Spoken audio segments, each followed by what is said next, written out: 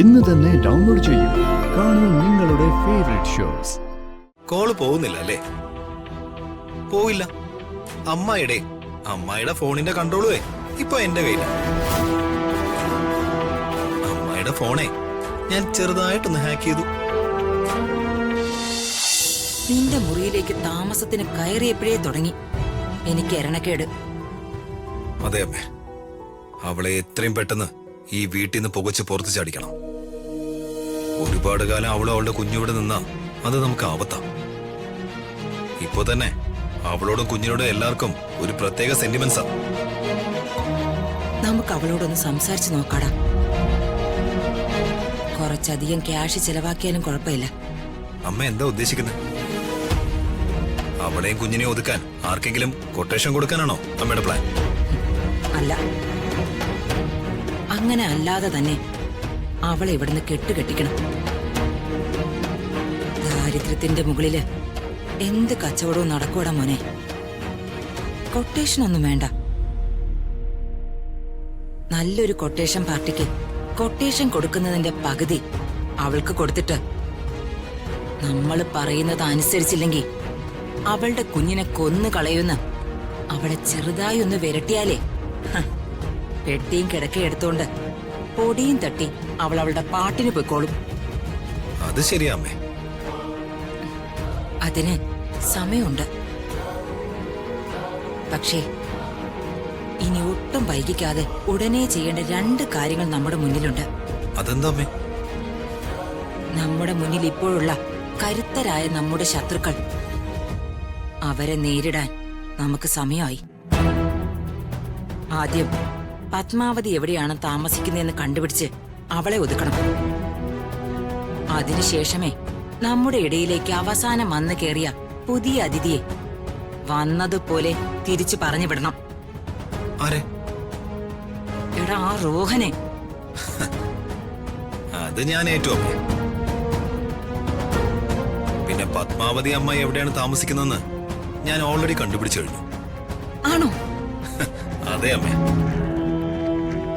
അമ്മായിയെ പിന്തുടരാൻ ഞാൻ ഒരുത്തിനെ ഏർപ്പാടാക്കിയിട്ടുണ്ടായിരുന്നു. അവൻ അമ്മയെ ഫോളോ ചെയ്തു.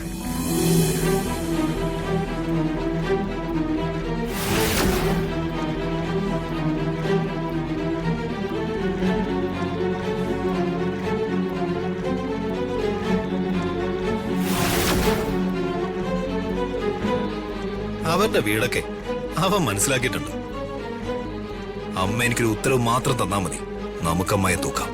മിടുക്കൻ നീയാടാ അമ്മയുടെ ചുണക്കുട്ടി. ദീപക്കെ, നീ പോയി അവൾ എവിടെയാണെന്ന് വെച്ചാ ചെന്നവളെ പൊക്കി നമ്മുടെ ഗോഡൌണിൽ കൊണ്ടിട. ശരി അമ്മേ. ആ മോനെ. എന്താ അമ്മേ? അതെ, നീ സൂക്ഷിക്കണം. അമ്മ എന്തിനാ ഇങ്ങനെ പേടിക്കുന്നേ? അമ്മ ധൈര്യമായിട്ടിരിക്കെ. അമ്മായിയുടെ കാര്യം ഞാൻ ഏറ്റു. ചെല്ലേ.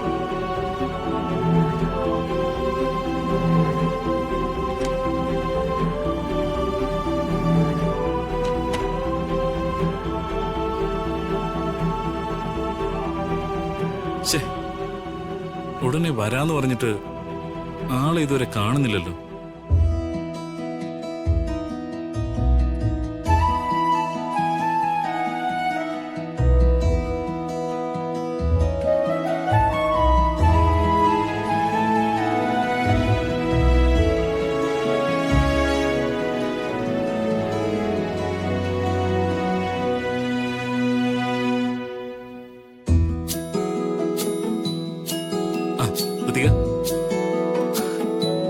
രോഹൻ, ഇതെന്താ ഇങ്ങനെ ആലോചിച്ച് നിൽക്കുന്നത്? I am sorry. Actually Ritika ഇപ്പൊ ധരിച്ചിരിക്കുന്ന ഡ്രസ്സിന്റെ കളറാണ് എന്റെ ഫേവറേറ്റ് കളർ. എന്റെ ഫേവറേറ്റ് കളറിൽ ഋതികയെ കണ്ടപ്പോ ഞാൻ എന്നാ വാ നമുക്ക് ഇറങ്ങാം. രോഹൻ നടന്നോ? ദൈവമേ, രോഹൻ എന്നോട് സംസാരിക്കാൻ പോകുന്നത് വളരെ പോസിറ്റീവായിട്ടായിരിക്കണേ. അല്ലാതെ രോഹനെ തന്നെ വിവാഹം കഴിക്കണമെന്നും പറഞ്ഞ് രോഹനെ നിർബന്ധിക്കൊന്നും ചെയ്യില്ലേ.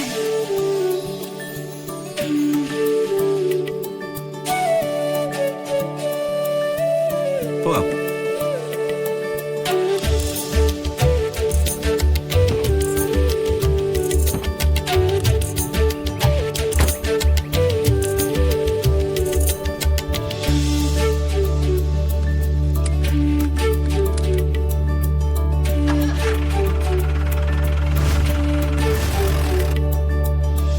നീ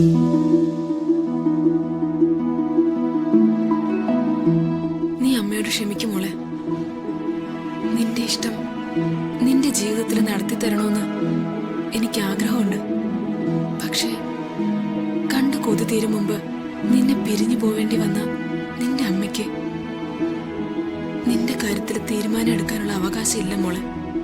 ഇപ്പൊ നിന്റെ അച്ഛൻ നിന്റെ ജീവിതത്തിൽ എടുക്കുന്ന തീരുമാനങ്ങളൊക്കെ നിന്റെ മോഹങ്ങൾക്ക് വിപരീതമായിരിക്കും. അത് മകളുടെ മനസ്സറിയാത്ത നിഷ്കളങ്കനായ അച്ഛന്റെ തെറ്റുകളാണ്. നിന്നെ വെറുത്തിരുന്ന അച്ഛന്റെ മനസ്സിലിപ്പോ നിന്നോട് സ്നേഹമുണ്ട്.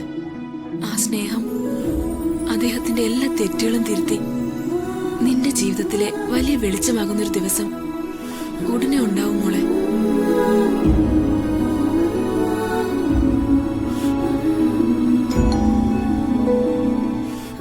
ലതയായിരിക്കും.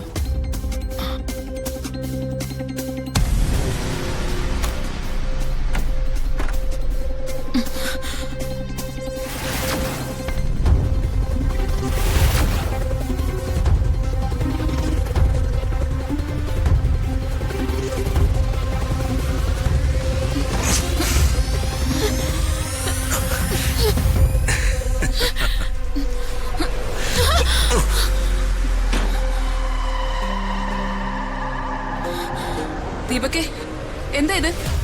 എന്തിനാ ഇവിടേക്ക് വന്ന്? നീ പോവാൻ നോക്ക്. മര്യാദക്ക് ഇവിടുന്ന് പോയില്ലെങ്കിലേ ഞാൻ പോലീസിനെ വിളിക്കും. അയ്യോ, പോലീസിനൊന്നും വിളിക്കല്ലേ. പോലീസിന് എനിക്ക് പേടിയാ. നീ പരിഹസിക്കണ്ട. നിന്റെ അമ്മയുടെയും ചൊൽപ്പടിക്ക് നിൽക്കുന്ന ഏമാമാര് മാത്രമല്ല, സത്യസന്ധരായ പോലീസുകാർ ഈ നാട്ടിലുണ്ട്. ആണോ? അമ്മായിയുടെ ഫ്രണ്ട്സ് ആയിരിക്കും അല്ലേ ഈ സത്യസന്ധരായ പോലീസുകാര്? അല്ല അമ്മായി, ഒരു അനന്തരവൻ അമ്മായി കാണാൻ വന്നത് ക്രിമിനൽ കുറ്റമാണോ? ഞാൻ അമ്മായിയെ തടയുന്നൊന്നുമില്ല. അമ്മായി പോലീസിനെ വിളിച്ചോ. വിളിച്ചോ അമ്മായി. സത്യസന്ധരായ പോലീസുകാരാരാണെന്ന് ഞാനും കൂടെ അറിഞ്ഞിരിക്കുന്നത് നല്ലതാണല്ലോ. വിളിക്കാം.